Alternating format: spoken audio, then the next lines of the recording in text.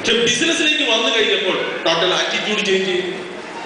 കറക്റ്റായിട്ട് ജീവിതത്തിന് 38 വയസ്സ് വരെ ഒരു ഡ്രീമും ഇല്ലാത്ത എനിക്ക് എന്റെ വൈഫിനും ഡെറ്റിക്കും കറക്റ്റായിട്ട് ഡ്രീം ചെയ്യിപ്പിച്ചു വരും. ആ ഡ്രീമിനെ പിക്ചറൈസ് ചെയ്യിപ്പിക്കാനും വിഷ്വലൈസ് ചെയ്യിപ്പിക്കാനും ക്രിസ്റ്റലൈസ് ചെയ്യിപ്പിക്കാനും വെർബലൈസ് ചെയ്യിപ്പിക്കാനും കറക്റ്റ് ടൈം ഓണറാക്കി പ്രവർത്തിപ്പിക്കാനും നമുക്ക് ഈ LOIസിന് സാധിച്ചു. അതുകൊണ്ടാണ് എനിക്ക് സക്സസ് ആവാൻ സാധിച്ചത്. എനിക്ക് ഇത്ര നിങ്ങളോട് പറയാനുള്ളൂ, ഇന്നൊരു പക്ഷേ ഈ ഓഡിറ്റോറിയത്തിലേക്ക് വന്നിരിക്കുന്ന വ്യക്തികൾ ഭാഗ്യവന്മാരാണ്. കാരണം ഞാൻ ഈ ബിസിനസ്സിൽ എപ്പോഴും ഞാൻ വിളിക്കാറുണ്ട്, അപ്പാപ്പ എന്ന് പറഞ്ഞ് വിളിക്കുന്ന ഒരു വ്യക്തിയുണ്ട്. ഈ ബിസിനസ്സിലാണ് 6-7 ജനറേഷനെയും അല്ലെങ്കിൽ 10 ജനറേഷനെയും 15 ജനറേഷനെയും 20 ജനറേഷനെയൊക്കെ ഒന്നിച്ച് കാണാൻ സാധിക്കുന്നത്. ഈ ബിസിനസ്സിൽ ഞാൻ എപ്പോ വിളിച്ചാലും, ഫോണിൽ കണ്ട് വിളിച്ചാലും നേരിട്ട് കണ്ട് വിളിച്ചാലും അപ്പാപ്പ എന്നാ വിളിക്കാറുള്ളൂ. അങ്ങനത്തെ ഒരു വ്യക്തിനെ നിങ്ങൾക്ക് കാണാൻ സാധിക്കും. അദ്ദേഹം വേറെ ആരുമില്ല, ഞങ്ങളൊക്കെ ഓൾ ഓവർ ഇന്ത്യയിൽ ആംബിയ ബിസിനസ്സിൽ റിച്ച് ഡേവോസ് എന്ന് അറിയപ്പെടുന്ന ഒരു വ്യക്തിയാണ്. ഇന്ന്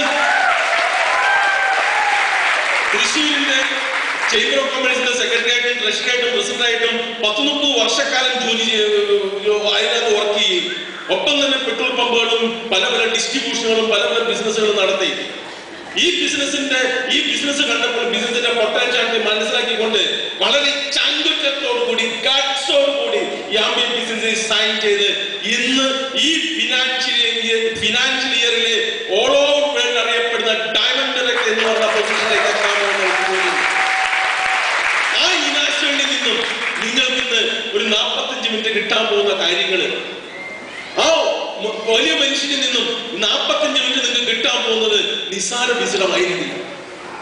ആ വിശദം നിങ്ങൾക്ക് ഉൾക്കൊള്ളാൻ ഇന്ന് സാധിക്കുകയാണെങ്കിൽ ഇന്നത്തെ ദിവസം ഒരു 8ാം ക്ലാസ് പഠിച്ച ഒരു ലോറി ഡ്രൈവറായ ഞാൻ ഈ ബിസിനസ്സിൽ കൂടി ഇന്ന് ഒരു എമറൽഡ് ഡയറക്ടർ ആയെങ്കിൽ ഇവിടെ നിങ്ങൾ കണ്ടു ഗോപിനാഥ് ഇസ് എഞ്ചിനീയർ, അദ്ദേഹത്തിന്റെ ഭാര്യ ഫാർമസിസ്റ്റ് ജോജോ, നിങ്ങൾ കണ്ടു ജോജോ ഫാർമസിസ്റ്റ്, അദ്ദേഹത്തിന്റെ വൈഫ് ഹൗസ് വൈഫ് സുജാത ഒരു ലേഡി.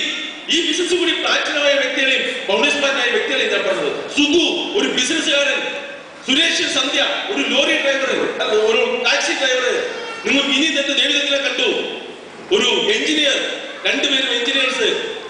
രഘു നിങ്ങൾ കണ്ടു രഘു സുമ ഒരു സാധാരണ വർക്ക്ഷോപ്പ് പണിക്കാരൻ. മിസ് അലക്സ് നിങ്ങൾ കണ്ടു MC ആയിട്ട് ഒരു എന്താ പറയാ ഒരു വലിയ ബിസിനസ് സാമ്രാജ്യം കെട്ടിപ്പടുക്കുന്ന ആള്. അതോടൊപ്പം തന്നെ നിങ്ങൾ മഞ്ജുമാഷ് ഒരു ഹൈസ്കൂൾ അധ്യാപകൻ. കാരണം ഞാൻ എന്തുകൊണ്ട് ഇത് പറഞ്ഞാൽ എല്ലാ കാറ്റഗറിയിലുള്ള ആൾക്കാരും എന്റെ രാജൻ സാറ് എഞ്ചിനീയർ, അദ്ദേഹത്തിന്റെ വൈഫ് അജികുമാരി ടീച്ചർ, എല്ലാ കാറ്റഗറിയിലുള്ള ആൾക്കാരും ഒരേപോലെ സക്സസ് ആകാൻ പറ്റുന്ന ഒരു ഓപ്പർച്യൂണിറ്റി ഈ ലോകത്തിലുണ്ടെങ്കിൽ അത് ആംബിയ ബിസിനസ് മാത്രമേ ഉള്ളൂ. ഇനി ഞാൻ ഒത്തിരി പേര് പറയാനുണ്ട്.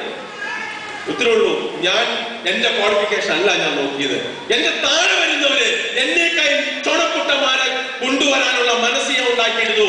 അതുകൊണ്ടാണ് എനിക്ക് വേഗം സക്സസ് ആവാൻ പറ്റിയത്. നിങ്ങളുടെ താഴെ നിങ്ങൾക്ക് എന്ത് ക്വാളിഫിക്കേഷൻ ഉള്ളതല്ല, നിങ്ങളുടെ താഴെ നല്ല എഞ്ചിനീയറോ MCA കാരനോ CA കാരനോ LLB കാരനോ MBA കാരനോ ബിസിനസ്സുകാരനോ ജീവിതത്തിൽ അംബീഷൻ ഉള്ളവനോ ഡ്രീം ഉള്ളവനോ കമ്മിറ്റ്മെന്റ് ഉള്ളവനോ അവരെ നോക്കിയിട്ട് നിങ്ങൾക്ക് ബിസിനസ് സ്പോൺസർ ചെയ്ത് കൂടെ നിന്ന് ബിൽഡ് ചെയ്യാം. മിസ്റ്റർ രഘു ഇവിടെ പറഞ്ഞു 1.5 വർഷക്കാലം എന്റെ പിന്നാലെ നടന്നതിന് ശേഷം മാത്രമാണ് ഞാൻ തീരുമാനമെടുത്തത്. ഒരു വ്യക്തി എന്താണ് തീരുമാനമെടുക്കുന്നത് പറയാൻ സാധിക്കില്ല, ഏത് ഫംഗ്ഷനിൽ കൂടിയാണ് തീരുമാനമെടുക്കുന്നത് പറയാൻ സാധിക്കില്ല. അതുകൊണ്ട് നിങ്ങളുടെ കൂടെ ബിസിനസ്സിൽ വരുന്ന വ്യക്തി പൊട്ടൻഷ്യാലിറ്റി ഉള്ള വ്യക്തിയാണെങ്കിൽ നിങ്ങൾ അവരെ വിടരുത്. പുറകെ അവരുടെ സ്വന്തം ബ്രദറിനെ പോലെ കണക്കുകൂട്ടിയുണ്ട് അവരുടെ പുറകെ അവരെ വിജയിപ്പിക്കാൻ വേണ്ടി 50 BBക്ക് വേണ്ടി ചെയ്യരുത്. അവരെ വിജയിപ്പിച്ച് അവരെ സക്സസ് ആക്കി അവരെ സിൽവറും ഗോൾഡും പ്ലാറ്റിനും എമറൽഡും ഡയമണ്ടും ആയി വലിയ വലിയ പിന്നുകൾ മേടിച്ച് ലോകമെമ്പാടും നടക്കുന്നത് കാണാൻ വേണ്ടി നിങ്ങൾ കൊതിച്ചുകൊണ്ട് അവരെ പിന്നാലെ നടക്ക്. നിങ്ങളുടെ കൂടെ അവർ സക്സസ് ആവും. അവർ സക്സസ് ആവുമ്പോൾ നിങ്ങളും സക്സസ് ആകും.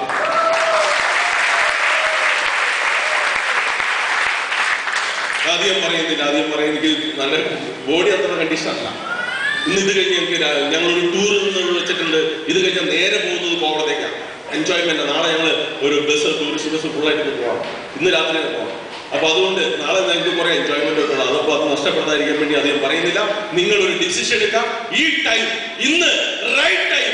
അങ്കമാലിയുടെ ചരിത്രം മാറ്റിക്കുറിക്കുന്ന ഈ